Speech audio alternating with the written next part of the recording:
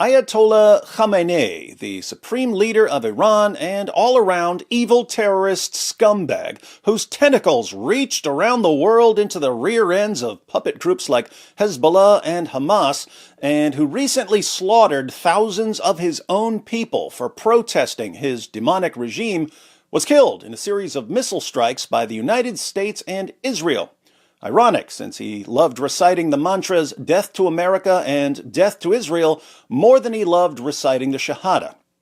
Khamenei's assassination has led to endless tantrums on social media, but even if you've been following the hysterics, you probably have no clue how devastating this is to Muslims, both to Sunnis and Shias. It's almost impossible to overstate how traumatic the assassination of Khamenei is to Muslims, but as usual, everyone is completely missing the big picture. So I'm going to break down a few important ideas in Islam and a little bit of forgotten history, and when we put it all together with what's going on in Iran, you'll understand why the avalanche of apostasy is about to accelerate until it absolutely buries Islam. First important idea: Muslims are superior to non-Muslims. In Surah 98, verse 6 of the Quran, Allah declares, "Verily, those who disbelieve in the religion of Islam, the Quran, and Prophet Muhammad, from among the people of the Scripture, Jews and Christians, and al-mushrikun," mushrikun are people who associate partners with Allah, "will abide in the fire of hell. They are the worst of creatures." Jews, Christians, and polytheists are the worst of creatures, according to the Quran.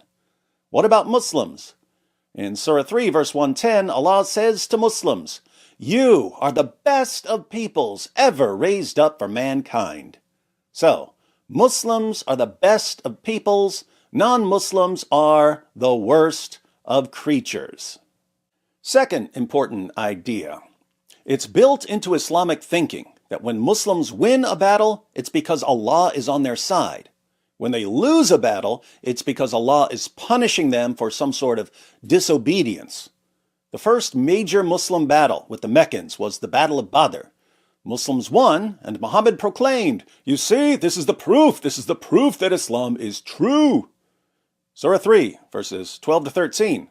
"Say to those who disbelieve, you shall be vanquished and driven together to hell, and evil is the resting place. Indeed, there was a sign for you in the two hosts which met together in encounter," the Muslims and the polytheists, "one party fighting in the way of Allah and the other unbelieving, whom they saw twice as many as themselves with the sight of the eye, and Allah strengthens with his aid whom he pleases. Most surely there is a lesson in this for those who have sight." Notice, the Muslim victory is a sign for the unbelievers.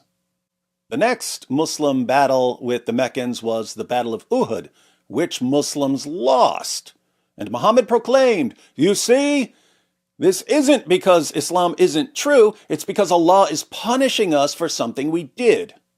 Surah 3, verse 152. "And Allah did indeed fulfill his promise to you when you were killing them," your enemy, "with his permission, until the moment you lost your courage and fell to disputing about the order and disobeyed after he showed you of the booty which you love.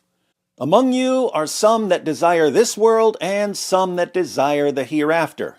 Then he made you flee from them, your enemy, that he might test you. But surely he forgave you, and Allah is most gracious to the believers." So, Muslims were winning at first, but then they broke ranks and started grabbing the spoils, and Allah punished them by making them lose. When Allah is with you, you win. When you're disobedient, you lose. When Allah is on your side, he gives you the victory. When he's not on your side, you suffer defeat. As Islam spread west across northern Africa and into Europe and east all the way to India, its victories were proof that Allah was helping the Ummah conquer the world. Third important idea, the Caliphate. A caliph is a successor to Muhammad. A caliphate is an Islamic state under the rule of a caliph. For nearly 13 centuries, Islam had a caliphate, an Islamic empire governed by some degree of Islamic law. Lots of times there were rival Muslim groups fighting for power, and not all Muslims in all areas were under the control of the caliph, but there tended to be one dominant Muslim empire being run by a successor to Muhammad. The first caliphate was the Rashidun Caliphate, which began shortly after Muhammad's death in 632 and lasted until 661. Then there was the Umayyad Caliphate from 661 to 750. This was succeeded by the Abbasid Caliphate from 750 until 1517. Lots of caveats with that one, though, because the Abbasid caliphs were sometimes mere figureheads for other Muslim rulers, and they didn't have much real power once the Mongols invaded. But after the Abbasids, we had the Ottoman Caliphate from 1517 to 1924. The Ottoman Caliphate collapsed in 1924. What happened there? Well, after decades of decline, the Muslims allied with the Germans, never a good idea in world wars, against Great Britain, Russia, France, the United States, and others. The Muslims were defeated. Great Britain and France sat down with a map of the Ottoman Empire and divided it up however they saw fit. Turkey secularized, and a couple of decades later, after World War II, Western nations decided that since the Germans were plotting with the Muslims to exterminate Jews in the British Mandate of Palestine, Jews had a pretty solid case for needing some small place where they wouldn't be at the mercy of jihadis. So, a tiny part of the Ottoman Empire was set aside for the Jews.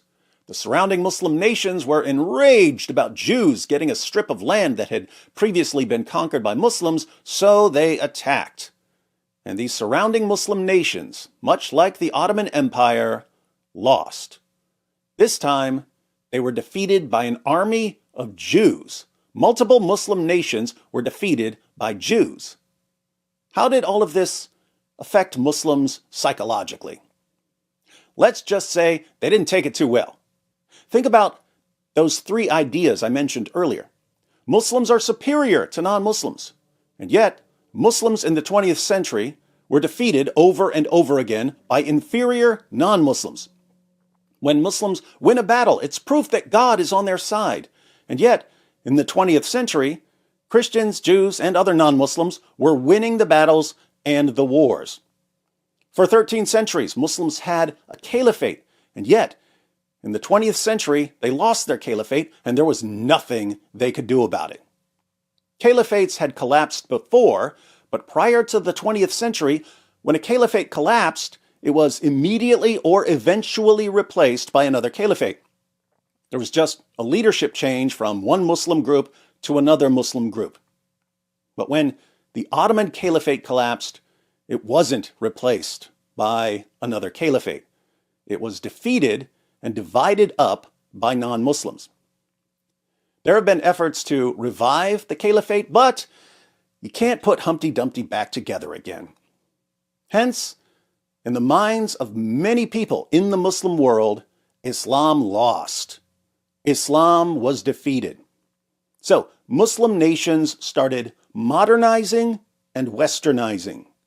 Even in places like Afghanistan, women started dressing like European and American women, and going to college and pursuing careers in engineering and computer technology.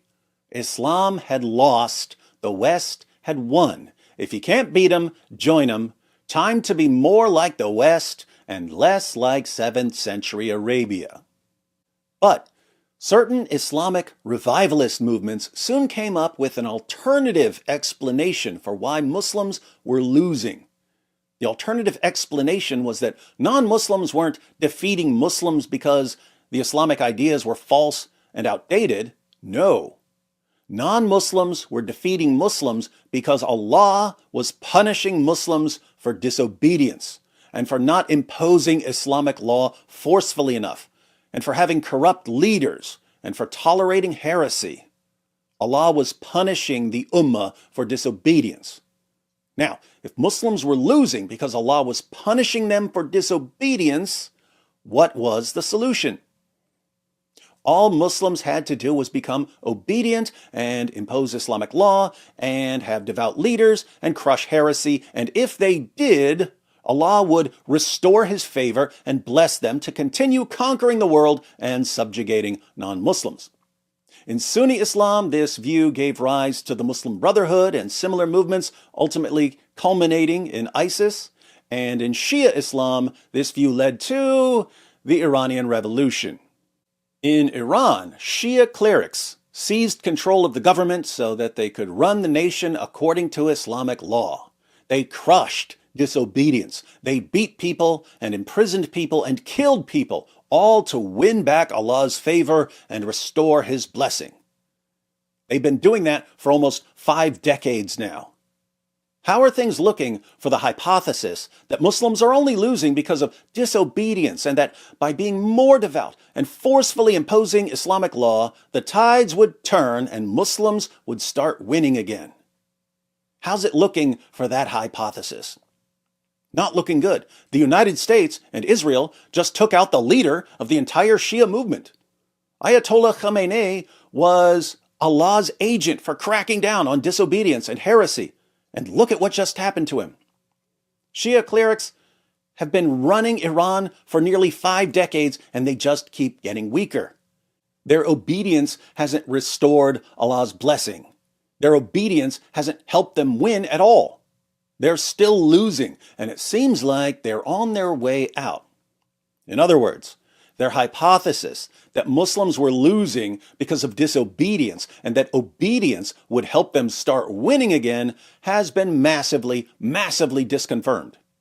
Shias can still believe that Allah has some plan for the future, but the longer they lose, even when they think they're doing everything right, the more the avalanche of apostasy is going to accelerate.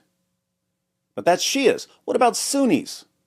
Ayatollah Khamenei has been killing Sunni Muslims for decades. He's killed hundreds of thousands of Sunni Muslims through his puppet regimes. So Sunni Muslims could look at the assassination of Khamenei and think that Allah punished him by the hands of the United States and Israel for killing Sunnis.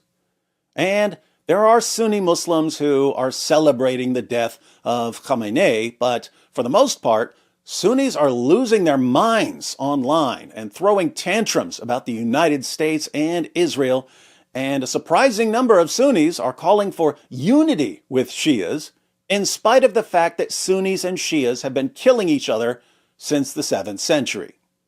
Why are so many Sunnis upset about the assassination of Khamenei?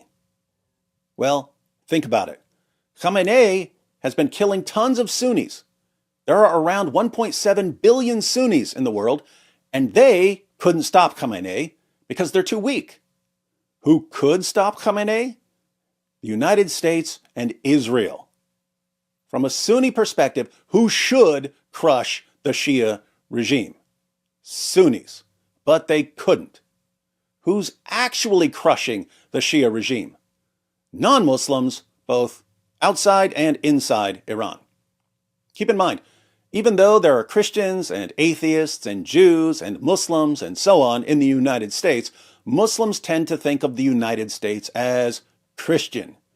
And even though there are Jews and Christians and Muslims and atheists and so on in Israel, Muslims tend to think of Israel as Jewish. In Iran, there are all kinds of groups as well. There are Zoroastrians and Christians and atheists and Muslims. Most people in Iran are sick of the Shia regime. So, who's wrecking the Shia regime right now from a Muslim perspective? Christians, Jews, and other non-Muslims. Definitely not Sunnis. Sunnis are too weak, as they have been for a long, long time. In other words, the assassination of Khamenei is a huge reminder to Sunnis that despite their numbers, they're still weak and getting weaker. The Muslim Brotherhood hypothesis that Muslims were only losing because of disobedience and that obedience would restore Allah's favor is, much like the Shia hypothesis, being massively, massively disconfirmed. Muslims are throwing tantrums because they're looking around at the world and thinking, if Islam is true, this isn't the way things should be. and it's suffocating their confidence. And when Muslims are doubting, they tend to compensate by pretending to be more confident. This is why you're seeing so much chest thumping. But make no mistake, losing their caliphate, being weak and helpless before inferior creatures like Jews and Christians, and seeing their alternative explanation destroyed is causing lots of them to lose hope. It's eating away at them, and they're doubting their religion. Of course, just when you thought Muslims were out of alternative explanations, Western politicians have handed them a new alternative explanation. Muslims lost their caliphate. They've lost battle after battle, war after war, to inferior non-Muslims. Their original alternative explanation was that Allah was simply punishing them for disobedience. But obedience hasn't changed anything, so that explanation is failing. But now, thanks to Western leaders, lots of Muslims are thinking that Allah has other plans for helping them conquer the world. Allah is the best of planners, and his brilliant plan now is to use the fact that Islam creates nations that no one wants to live in. So the people in these nations try to get out of there as quickly as possible and move to Western nations. Allah will use this process to keep sending Muslims to Western nations until Islam takes over major cities at first and then takes over entire nations. Muslims can only believe that this is Allah's plan because Western leaders keep bringing in Muslims and helping them take over cities. So, oddly enough, it's non-Muslims who are keeping the hope alive. If Muslims didn't have this immigrate, populate, and subjugate strategy as their new alternative explanation, they would have nowhere else to turn. So, now you understand why the assassination of Khamenei by non-Muslim nations is so traumatic to Muslims. Their main explanation for decades for why Islam is so weak has been that they just needed to be more devout to win back Allah's favor. They tried that, and it was a complete, utter, total failure. No matter how Sharia compliant they are, they keep losing. Islam is only impressed by strength, but the Ummah just keeps getting weaker.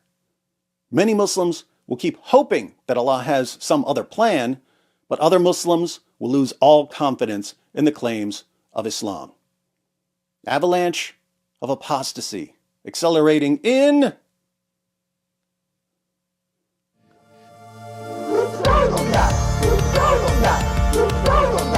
It just backfired on you. It just backfired on you. This is a part of our religion. There's a reason to it. Yeah?